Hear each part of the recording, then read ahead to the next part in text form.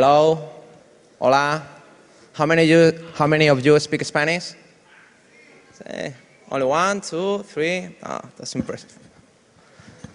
Well, hello everybody. Thank you for staying here. Talking after Moxie and Dan Kaminsky's a tough task, but someone has to do it. So that's me. Well, first of all, let me introduce myself. This is the 4th year that I'm talking here in DEFCON. I'm from Spain. Any of you have been 1 year before one of my talks? Any of you? Ah, perfect. Well, I'm from Spain. I'm sorry for my accent. I have an horrible accent.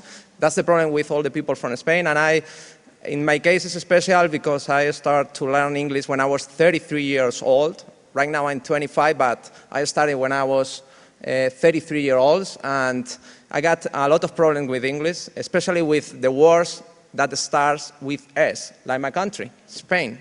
Spanish. I used to say Spain, like all the words, Spain, station, and so on. And I got a lot of problems. And my personal teacher, my personal training was telling me, not say say Spain, Spain. And I tried to fix this problem saying a very small S. And in the end, I used to say, I'm penis. And it sounds very bad also when you are in a party talking to a girl. So I'm sorry for my English. I'm from Spain. How many of you have been to Spain any time in your life? Very well.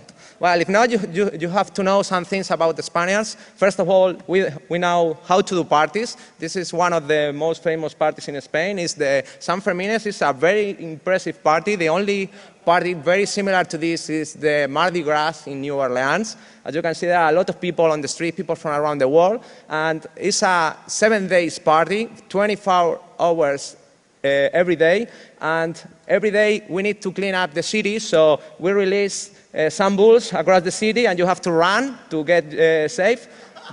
This is real, you have to run, and if not, you will end up with some friend doing special things.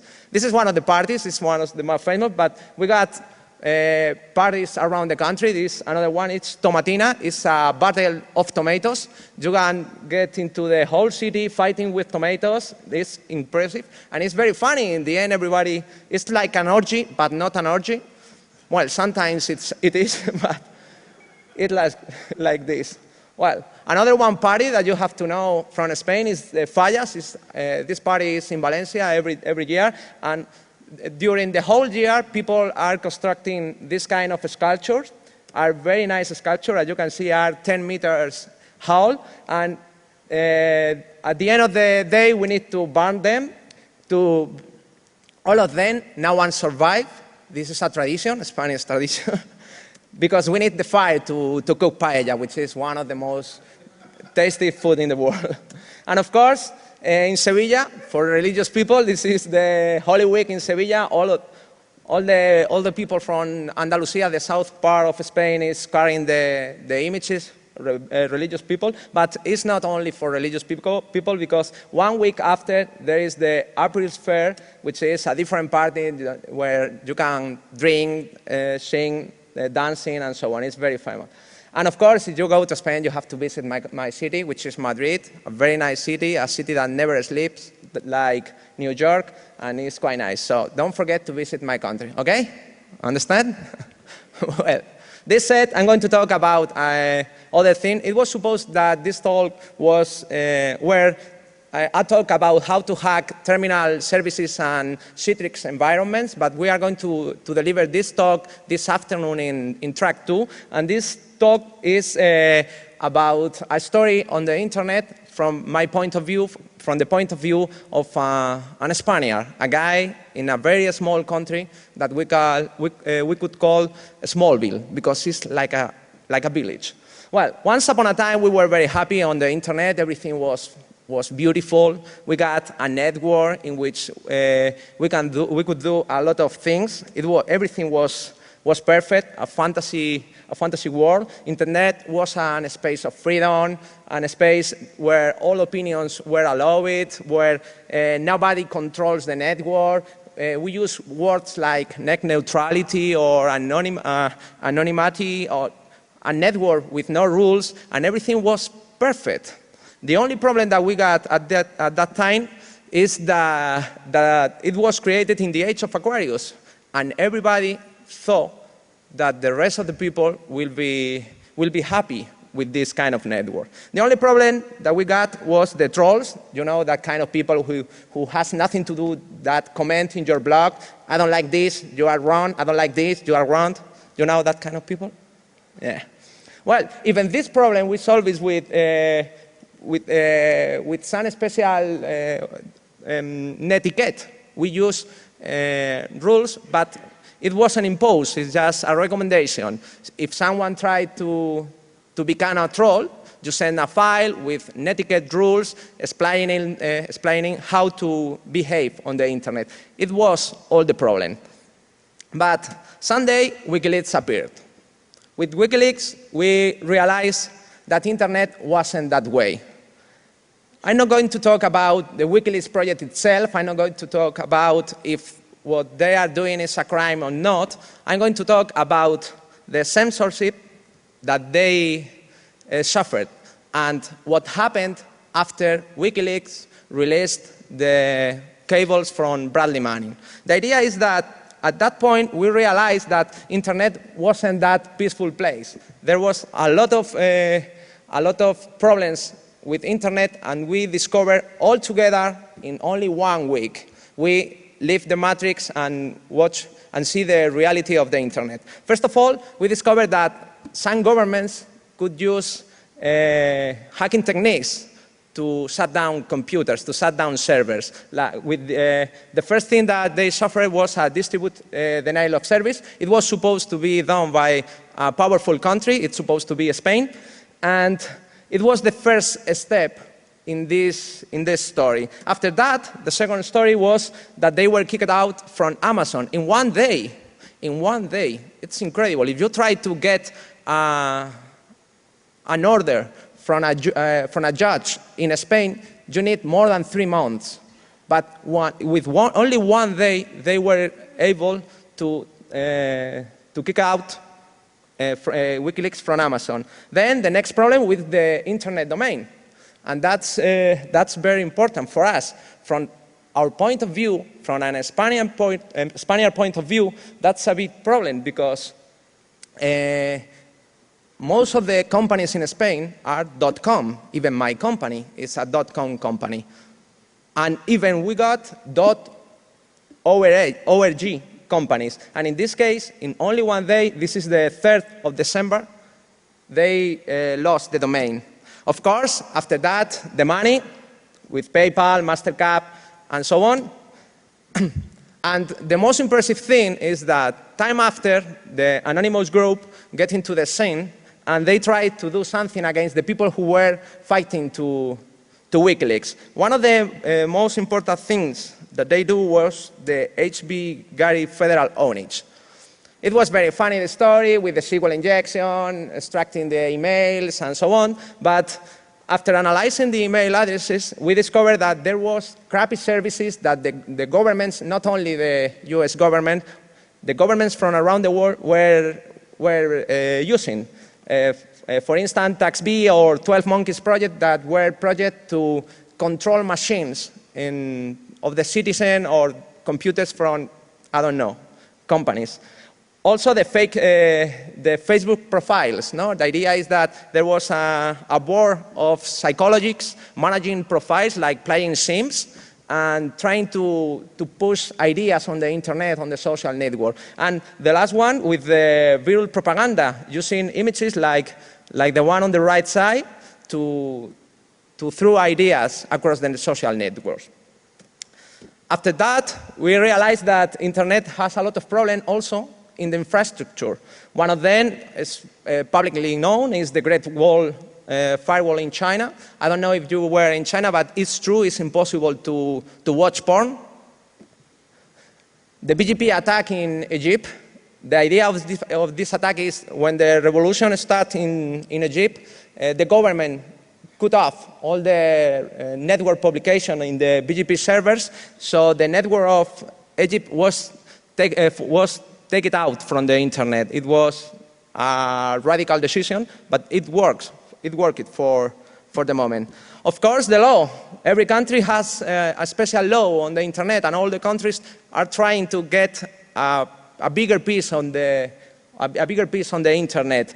It's supposed to be international laws, and of course, American laws that for us, for Spanish people, is very important, more important than our own law on the internet. Also, problems with the DNS, with WikiLeaks. It was very, very famous, but in Spain we got a very special case, which was rojadirecta.org. This domain was publishing streaming through internet of football matches and races and so on. The idea is that a guy with a paid TV connection was recording the event and sending the streaming through internet. And this website was publishing that information. That's illegal in the United States of America, but not is illegal in Spain. After a trial in Spain, it was declared not guilty. So nothing was supposed to happen. But without a trial, the domain was completely disappeared. For us, from a point of view of a Spaniard, that means that internet is not international. It depends on some law across the network. So for us, with our politicians, these are politicians, the guy on the left side is our president, and the guy on the right side is supposed to be the next president. It's supposed to be the next president because this guy is doing the things very bad, so it is very happy. The other one is very happy. I'm going to be the next president, but after 2 elections, he wasn't elected at all. And this is the other picture. It's Obama with Steve Jobs, Mark Zuckerberg, the CEO of Google, Microsoft. All of these companies are American companies. And they are supposed to accomplish the American law. So if we got in Spain a Facebook account, or we got in Spain a Google account, or we got in Spain, I don't know, an iPad or an iPhone, what happened with my law? What is the law I need to accomplish to use this service? Well, the problem for this conference is about the blogger. The idea is that if you got a blog and you want to write your thoughts about whatever, what happens if someone wants to take you off on the internet? Well, they got a lot of solutions to do this. First of all, they can take off the root. They can do an ownage of your machine. If you got the machine on a service provider, it will be very easy for them. The second one is making it unavailable. As we saw with WikiLeaks, governments, institutions, I don't know who has the tools to perform distributed denial of services. Of course, also they can close the domain and blocking your service account or banning from the web engines or throw over you the law. So there are a lot of solutions to make you silence. Well, some of the people around the world are working on different kind of projects to fix this problem, to solve this problem. The first project is OpenNIC, which is another DNS system. It's not depending on ICANN, and as you can see, they are serving, I'm going to use the thumb, they are serving different domains, like .bbs, .free, .fur, .geek, .gopher, .indie, and so on. The problem is that right now, the DNS network are not connected. So you need to install a special software in your machine if you want to connect to .com, .org domain, and also to OpenNIC domains.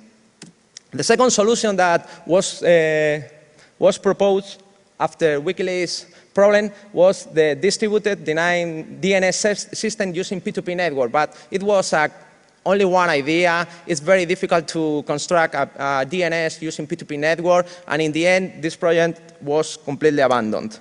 One of the best projects to solve this problem is Osiris. Osiris is a CMS from Italy, and the idea of this CMS is that it's completely serverless. It's a project in which you create your CMS, and all the connections are through P2P networks, and all the content is PGP signed. So in the end, when you are browsing the CMS, you are browsing the portal, you are sending messages and downloading files from the P2P network. It works very well, and it's impossible to take down. The problem with this CMS is that you have to create your website using this technology before you have the problem. But most of the people on the internet don't think that way. At the beginning, everybody creates their blog without any big expectation. I create my blog, I'm starting to publish my thoughts, articles, maybe a tool, maybe whatever. In the end, after 2 years or 3 years, probably if you have been doing good things in your blog, you will have an audience, probably 3,000 people, 5,000 people, and so on. At that moment, if you get angry or you get tired about something, you cannot shout, you cannot write whatever you want, because there are rules. Rules like this. These are the rules from Google for Blogger. As you can see, there are hate speech, crude content, violence, copyright, personal and confidential information, impersonating others, illegal activities. All of them sounds very well, but the problem is that where's the limit? If I publish a picture in which a guy is kicking another person, and the guy who is kicking to the other person is a powerful person, is a powerful entity, will my blog be closed? Who knows? Probably, or not. And the most important with these rules is this. This is the Blogger content policy. From time to time, we may change our content policy, so please check back here. So the idea is that if you have nothing to hide, therefore you have nothing to fear, which is very famous, until we change the policy. So you are publishing things, but tomorrow, that's bad. What you publish is bad, so I'm going to close your blog. And that's all. It's so easy. And with the XML file, there is a big problem, because it's a very easy to analyze file. It's an XML file. You can automate the analysis of blog posts and so on. So it's easy to create rules or alerts to discover who is someone not wanted on the internet. So what's the idea? If you got a blog and you are publishing an article, an idea, a thought on the internet, people who wants to read your thoughts is going to search for you using your domain name. It's the most important right now. Most of the people connect to the www.whatever.com and read the information. But every day more, RSS subscriptions are increasing on the internet. Probably most of you only read information on the internet using RSS. Hands up. Only RSS. Not browsing the website, just RSS. Well, the idea is that the RSS is the point of failure. Your audience is connected not to you, not to your blogger, is connected to your RSS feed. If your RSS feed is closed, your audience is gone. So, in my case, I'm blogging in my personal blog, and un informático en el lado del mal. It cannot be translated to English. And as you can see, my feed is also in FeedBurner. So I got a big problem, because if Google closed my account, FeedBurner is also a Google company. So I'm going to lose my blog and also my reader. The idea is that we need to create some special techniques or technologies to avoid this situation, to allow the blogger to always publish their content from different sources. And that's the idea of our project. If not, just closing your RSS feed and everything was fine. Well, what was the idea of this project? The idea is to create a reader, just a reader, but with a special feature. The idea of this RSS reader is that it can retrieve information from different HTTP sources and also from sources published on P2P networks. So the idea is that for the reader, it's only a subscription, but behind the subscription, we'll have a lot of different HTTP sources and also different P2P networks. What's the idea? Let's suppose that we are reading our blogs, like every day. We got 4 subscriptions, but in our environment with our technology, the idea is that every subscription has behind different sources. As you can see, the subscription 1 has 2 HTTP sources and also a P2P sources. The subscription 3, 1 HTTP, 1 P2P, the subscription 3, the subscription 2 the same, and the subscription 4 only 1 P2P source. You can do whatever you want. You are reading posts. That's the idea. So in the end, we are going to create a reader like this. It's a proof of concept. And as you can see, we got different sources for each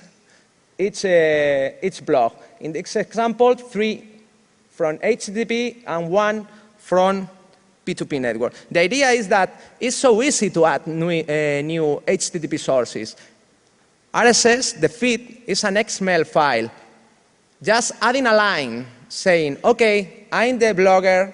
I want you to add this new HTTP source. Just a line. If the reader reads that comment and asks to the user, OK, the publicator subjects you to add a new HTTP source for this subscription. It's OK for you. Just clicking on OK, you are going to add new sources to, the subscription. That's very easy to migrate from one architecture with only 1 point of failure to an architecture with no one point of failure. And also, the idea is that if you want to publish your blog and your account is closed, you don't need even to have a blog. You can create the feed from your local machine and distribute it using the P2P network. The idea is that if I got an XML editor and I create my blog post using the XML editor, and I have an intranet or whatever, I can take the XML file, use my private PGP key, signed this XML file. This is important because in the P2P network, there are a lot of file pollution attacks, and we need to create a special defense. Then, using Dust, automatically, you can publish on the P2P network, in this example, in this implementation, using Nutella. So the idea is that you can republish all the feeds from a file, from a website, from an intranet. Even it's possible to send a TXT file on an email system and just sending an email with an automatic process, publish the feed on the P2P network. So the only change that we need to do internally, these changes are done by Dust, is that we create a feed like this. This is the feed. This is the name. As you can see, we got the channel, then the date. It's important to discover the most updated feed. Then we got the hash, the SHA-1 hash of the public PGP key. This is the token that we are going to use to search for the files on the P2P network. And then the only change that we do is to the images, in most of the cases are related to a web server. We are going to convert the image from a web server to a P2P link, and that link is just in the AL modifier. We are going to add Nutella and the hash of the file in the Nutella network. So in the end, all the images, as you can see, are going to be published also on the P2P network and digital signed. So this is when you publish your feed, Dust is going to dusterize the complete file, feed, and all the files needed to read your your feed are going to be published on the P2P network. So the idea is that the readers are going to subscribe to a public PGP key, but that public PGP key is not necessary to be the author's PGP key. It can be the PGP key of another user who is sharing information to me. I like the information that he is sharing, and I want to subscribe to that guy. So I'm going to add a source to the PGP network. So let's see this in action with a demo. I got two virtual machines. This and this, of course. All demos are going to fail, but let's try it. Well, the Windows XP machine has a subscription to Un Informático en el lado del mal, which is my personal blog. And as you can see, the last blog post is Hacking Remote Apps Part 2. Okay? Then we go to the other machine with that, and we are going to create a subscription for my personal blog. In this example, I got 3 different feeds. Each of them, it is going to be supposed as a different HTTP source. As you can see, the first one is at 28th of July. The second one is at 29th of July. And the third one is at 3rd of August. Okay? Now I'm going to take the oldest, which is this, and I'm going to copy the feed, and then I'm going to set up a channel name. Subscribe, and then I'm going to use the other 2. As you can see, is El Lado del Mal, and the third one is El Lado del Mal 3. So I just need to add new HTTP source, El Lado del Mal, and El Lado del Mal 3. Okay. Right now, in this subscription,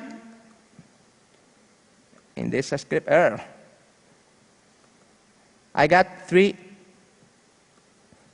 different HTTP sources. Okay? Well, now I'm going to publish this blog with my PGP keys. So I only need to publish the blog, select my private key. Come on.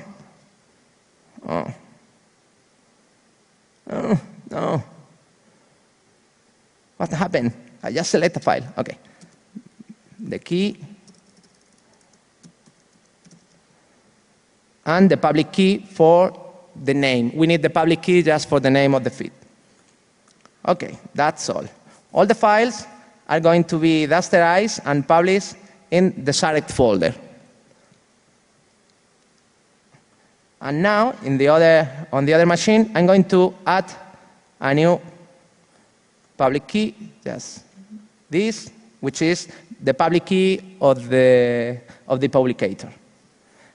Okay, if everything goes fine, I'm going to update this blog, and this blog will be updated for different sources. For the user, will be transparent, completely transparent, no matter from which source this blog has been updated. But in the end, I got the last feed, and as you can see, even the images. In this example, as you can see, the image is related to the Nutella network, but in the end, the image will be downloaded. In this machine, we don't have internet connection, so the image had been passed from the P2P network.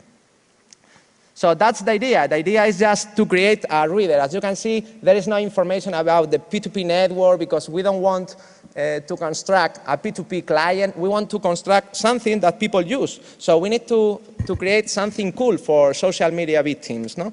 People who use the new technology, the new tool, the new version. So we are searching for designers to do something cool, no? For that kind of people, with a very nice logo, with very nice interface, and so on.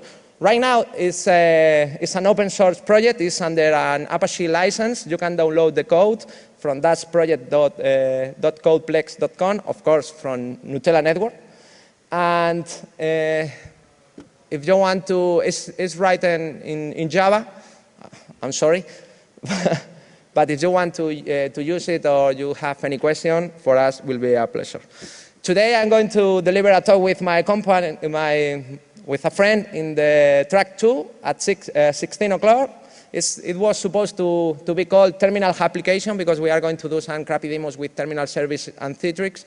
But in the end, we call it Bosses Love Excel Hackers 2. And tomorrow, for Foca lovers, I'm going to deliver a workshop about Foca 3, which is the new version of Foca. I don't know if any of you know Foca. Thank you.